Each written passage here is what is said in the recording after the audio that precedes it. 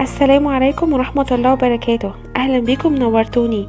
وزي ما وعدتكم في الفيديو اللي فات الخاص بشرائح اللحم بصوص الدوميجلاس السهل جدا، اني هعمل قريب اكلة من المطبخ الايطالي وهي اللازانيا، بس بطريقة سهلة واضحة وسريعة.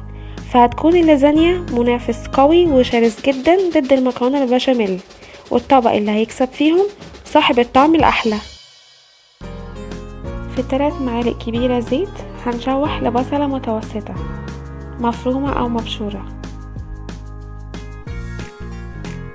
فلفل حار او رومي متقطع صغير جدا،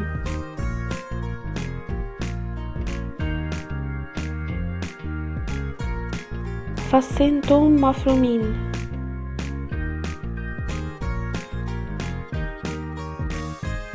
ولما تبدأ الريحة الروعة دي تطلع بضيف نص كيلو اللحمة المفرومة، بقلبها مع المكونات، ولما لونها يبدأ يتغير بضيف التوابل: نص معلقة ملح صغيرة، ونص معلقة فلفل اسود،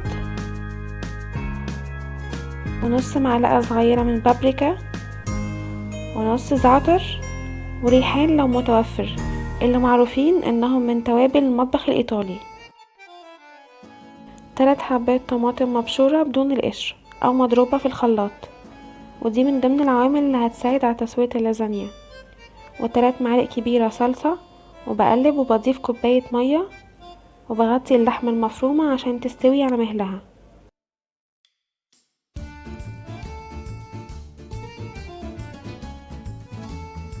واول ما اللحمة المفرومة تستوي بطفي على النار على طول، وبحافظ على ان المية او السوائل اللي فيها ما تخلص، عشان ليها دور كبير ومهم جدا في تسوية اللازانيا. اسهل طريقة لعمل البشاميل الحادق بدون اي غلطة، لا يعجن ولا يكلكع، بضيف 3 معالق كبيرة سمنة او زبدة مع 3 معالق كبيرة زيت، ويمكن الاستبدال ب6 معالق زيت. ولما يسخنوا بضيف 5 معالق كبيرة دقيق. مجرد ما بضيف الدقيق بوطي على النار، وعلى نار هادية بقلب كويس تقليب مستمر. وبعد دقايق مجرد ما اللون يفتح ويكون اصفر فاتح بضيف كيلو حليب او 4 كوبايات حليب تدريجيا مع التقليب المستمر. فكل ما القوام يتقل شوية بزود الحليب واقلب، وهكذا.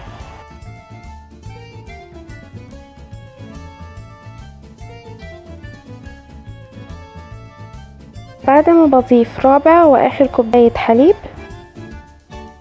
بضيف معلقة ملح صغيرة ومعلقة فلفل اسود، وده افضل بكتير بكتير في الطعم من اضافة مكعب مرقة الدجاج.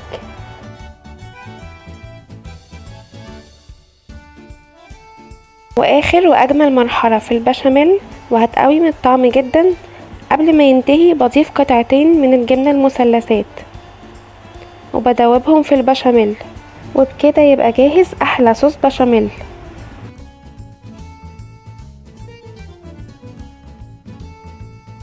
اما نوع اللازانيا فالافضل لو تكون مش محتاجة انها تتسلق زي النوعين دول، وفي حالة اننا اخترنا النوع بيحتاج يتسلق الاول فبيكون مكتوب عليه الملحوظة دي، وساعتها بغلي مية فيها معلقة زيت كبيرة، ولما المية تغلي بطفي على النار وبضيف فيها رقائق اللازانيا لدقايق بسيطة وكأني بسلقه نص سلقة.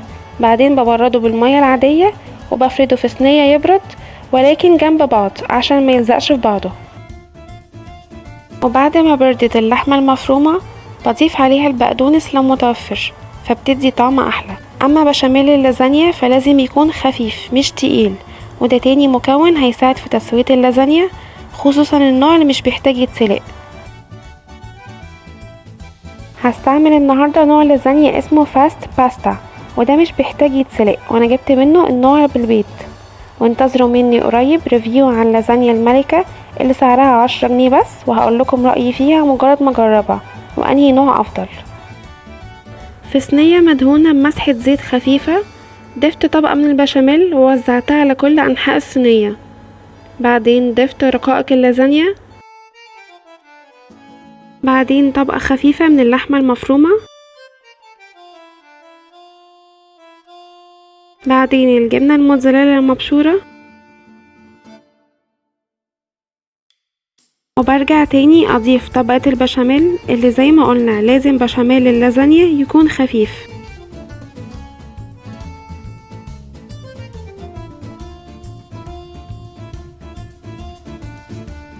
وبرص اللازانيا، ويفضل لو الصينية تكون مستطيلة عشان تتناسب مع شكل رقائق اللازانيا اللي كمان مستطيلة. وبكسر اللازانيا لقطع اصغر تتناسب مع الجزء الباقي واللي فاضل من الصينية، وهكذا.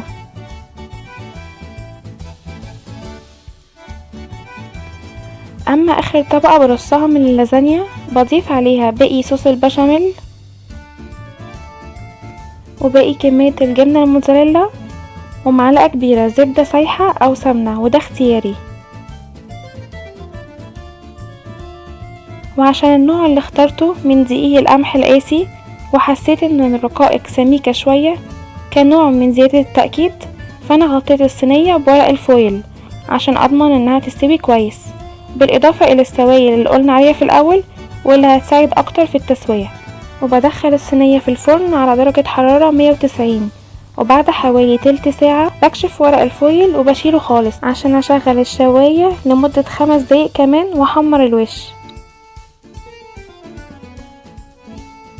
وبغرز خلة اسنان او سيخ شوي عشان اتأكد انها استوت من جوه زي ما انتوا شايفين كده. وممكن ازينها بشوية بقدونس متقطع على الوش. مهم جدا وضروري ان انا اسيبها تبرد لمدة ربع ساعة قبل ما ابدأ اقطعها.